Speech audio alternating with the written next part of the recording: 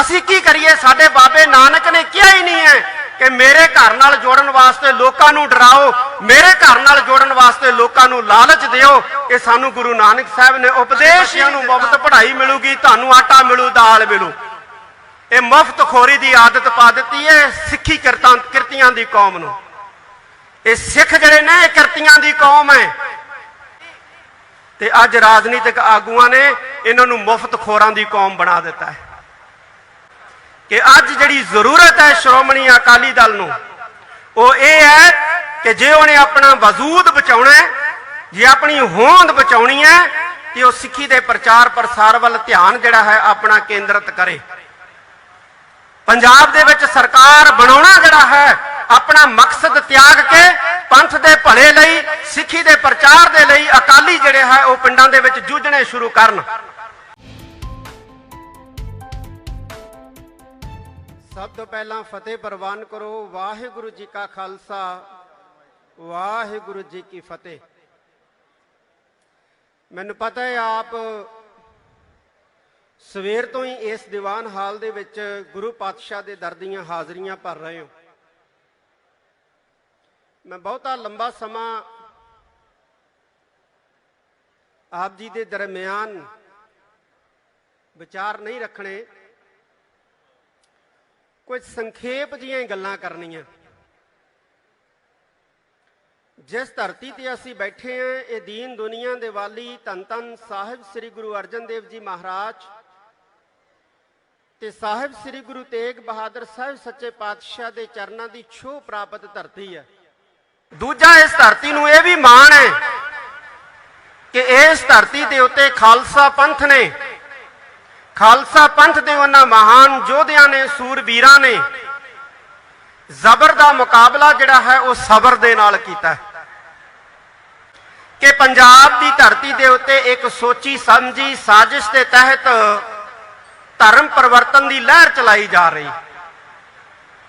धर्म परिवर्तन की लहर चलाई जा रही। तुहानूं मुफ्त आटा देंगे, तुहानूं मुफ्त दाल देंगे, तुहाडे बच्चिआं नूं मुफ्त पढ़ावांगे, तुसी अपना धर्म छड्ड के, दीन छड्ड के, सिक्खी छड्ड के तुसी साडे धर्म दे विच प्रवेश कर जाओ। ते बहुत सारे लोग जिहड़े ने वो गुमराह होके जा भी रहे ने।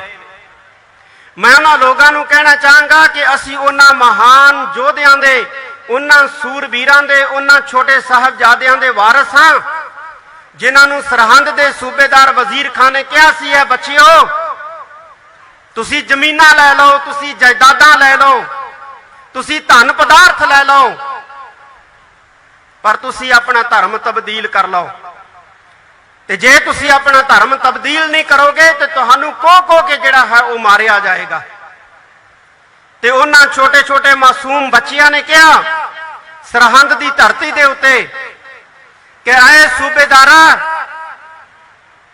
असी तेरा धर्म जिहड़ा प्रवान नहीं करना, असी तेरे दीन नूं नहीं कबूलना, सानू जमीन की लोड़ नहीं, सानू जायदाद की लोड़ नहीं, सानू अहुदियां की लोड़ नहीं, सानू धन की लोड़ नहीं है, सानू सिक्खी की जरूरत है। असी सिक्खी केसां स्वासां संग जिहड़ा है वो निभाउणी है। कहन लग्या कहंदा जी बहुत वड्डी गिणती दे विच पंजाब दे सिखां नूं असाई बनाया जा रहा है, तुसी कुछ नहीं कर रहे।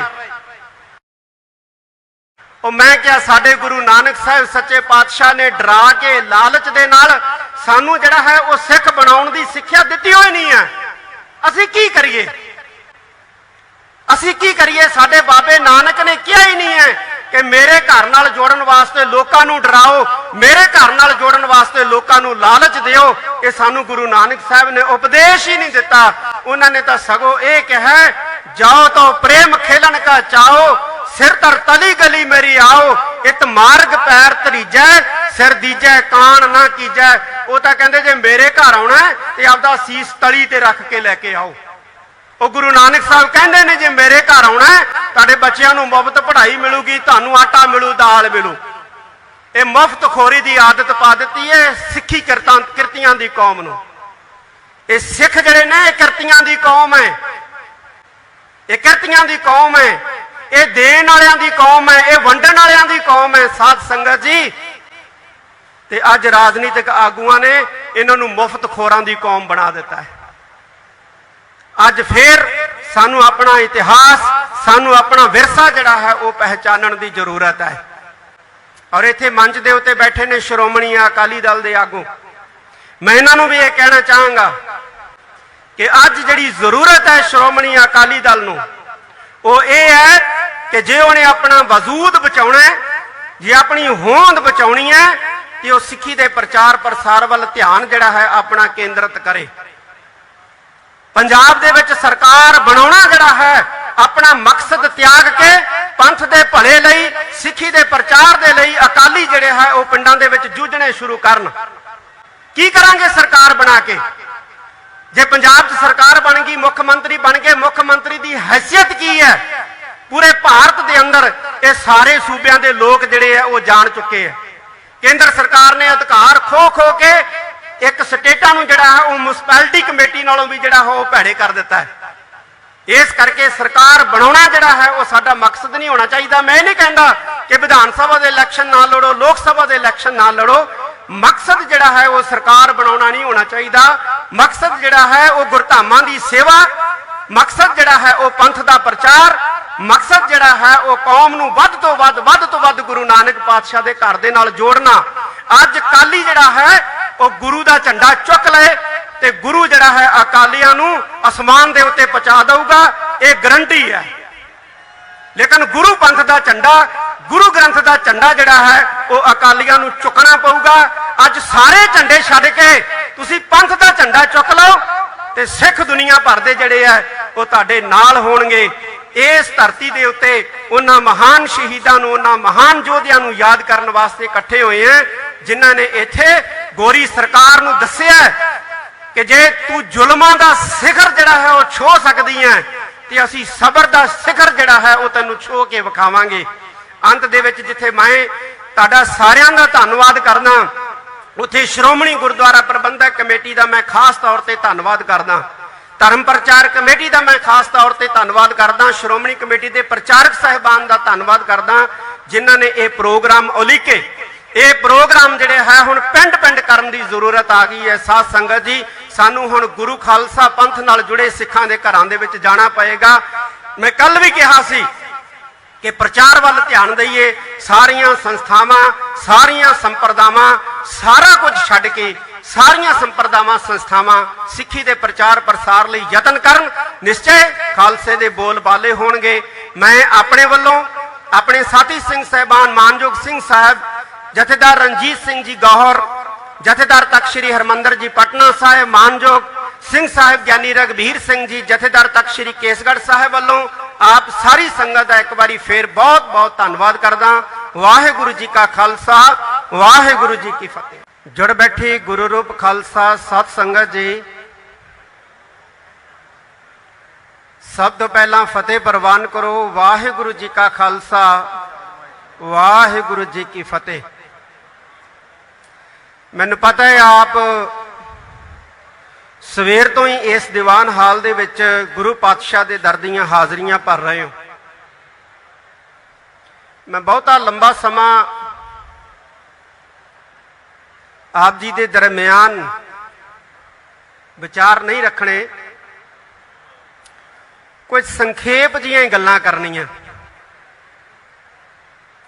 ਜਿਸ ਧਰਤੀ ਤੇ ਅਸੀਂ ਬੈਠੇ ਹਾਂ, ਇਹ ਦੀਨ ਦੁਨੀਆ ਦੇ ਵਾਲੀ ਧੰਨ ਧੰਨ ਸਾਹਿਬ ਸ੍ਰੀ ਗੁਰੂ ਅਰਜਨ ਦੇਵ ਜੀ ਮਹਾਰਾਜ ਤੇ ਸਾਹਿਬ ਸ੍ਰੀ ਗੁਰੂ ਤੇਗ ਬਹਾਦਰ ਸਾਹਿਬ ਸੱਚੇ ਪਾਤਸ਼ਾਹ ਦੇ ਚਰਨਾਂ ਦੀ ਛੋਹ ਪ੍ਰਾਪਤ ਧਰਤੀ ਹੈ।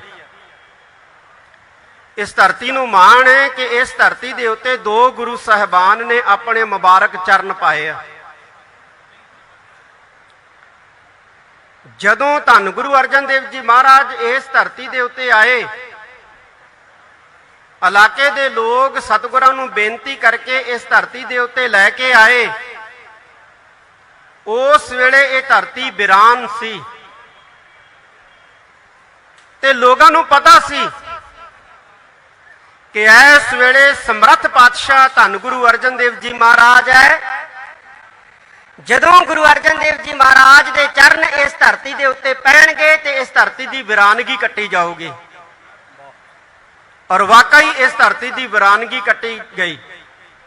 अज इस धरती के उत्ते फसलां लहलहाउंदियां ने।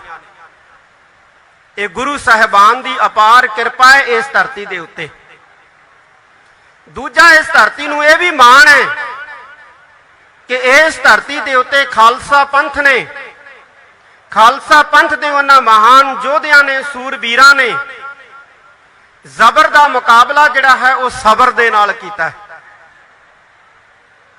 और दुनिया नूं दस्सिया है कि जबर का मुकाबला जिहड़ा है वह सबर दे नाल भी कर सकीदा है। ये महान धरती है जिथे गोरी सरकार ने अपने जुल्मां दी जिहड़ी है वह हद पार की। अज 100 साल बीत गया उस घटना नूं और उस घटना की याद दे विच असीं इत्थे बैठे हैं। मेरे तो पहला श्रोमणी गुरुद्वारा प्रबंधक कमेटी के प्रधान जी ने जिक्र किया है कि पंजाब की धरती के उत्ते एक सोची समझी साजिश के तहत धर्म परिवर्तन की लहर चलाई जा रही, धर्म परिवर्तन की लहर चलाई जा रही।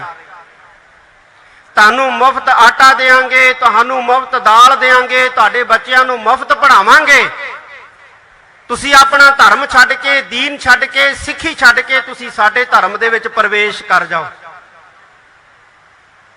ते बहुत सारे लोग जिहड़े ने वो गुमराह होके जा भी रहे ने। मैं उन्हां लोगां नूं कहना चाहांगा कि असीं उन्हां महान योद्धियां दे, उन्हां सूरबीरां दे, उन्हां छोटे साहबजादियां दे वारस हां जिन्हां नूं सरहंद दे सूबेदार वजीर खान ने कहा सी है बच्चिओ तुसी जमीनां लै लो, तुसी जायदादां लै लो, तुसी धन पदार्थ लै लो, पर तुसी अपना धर्म तब्दील कर लो। ते जे तुसी अपना धर्म तब्दील नहीं करोगे तो तुहानूं को के जिहड़ा है वो मारिया जाएगा। ते उन्हां छोटे छोटे मासूम बच्चियां ने कहा सरहंद की धरती के उत्ते कि आए सूबेदारा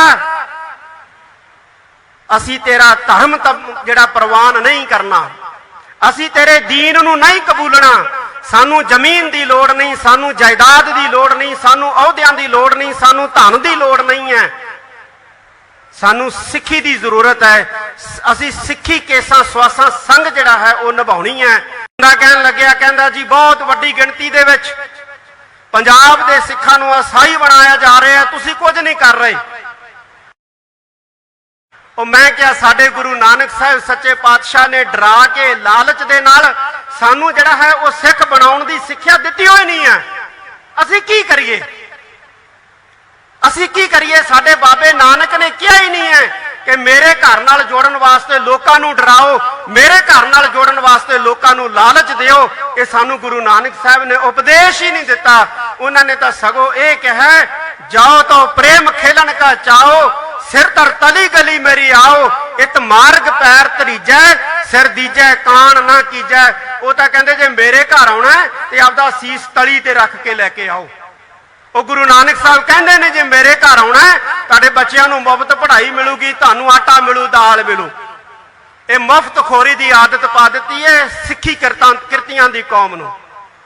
ये सिख जिहड़े ने किरतियां की कौम है, ये किरतियां की कौम है, ये देण वालियां दी कौम है, ये वंडण वालियां दी कौम है। साध संगत जी ते अज राजनीतिक आगुआं ने इन्हां नूं मुफ्त खोरां दी कौम बना दिता है। अज फिर सानू अपना इतिहास, सानू अपना विरसा जिहड़ा है वो पहचानण की जरूरत है। और इत्थे मंच दे उत्ते बैठे ने श्रोमणी अकाली दल दे आगू, मैं इन्हां नूं भी ये कहना चाहांगा कि अज जिहड़ी जरूरत है श्रोमणी अकाली दल नूं वो ये है कि जे उन्हें अपना वजूद बचाउणा है, जे अपनी होंद बचाउणी है कि वो सिੱਖੀ दे प्रचार प्रसार वाल ध्यान जिहड़ा है अपना केंद्रित करे। पंजाब दे विच सरकार बनाउणा जिहड़ा है अपना मकसद त्याग के पंथ दे भले लई, सिੱਖੀ दे प्रचार दे लई अकाली जिहड़े है वो पिंडां दे विच जूझणे शुरू करन। की करांगे सरकार बना के? जे पंजाब च सरकार बन गई, मुख्यमंत्री बन गए, मुख्यमंत्री की हैसियत की है पूरे भारत के अंदर? ये सारे सूबे के लोग जिहड़े है वो जान चुके हैं। केंद्र सरकार ने अधिकार खो खो के ਇੱਕ ਸਟੇਟਾਂ ਨੂੰ ਜਿਹੜਾ ਹੈ ਉਹ ਮਿਊਨਿਸਪੈਲਿਟੀ ਕਮੇਟੀ ਨਾਲੋਂ ਵੀ ਜਿਹੜਾ ਉਹ ਭੈੜੇ ਕਰ ਦਿੱਤਾ ਹੈ।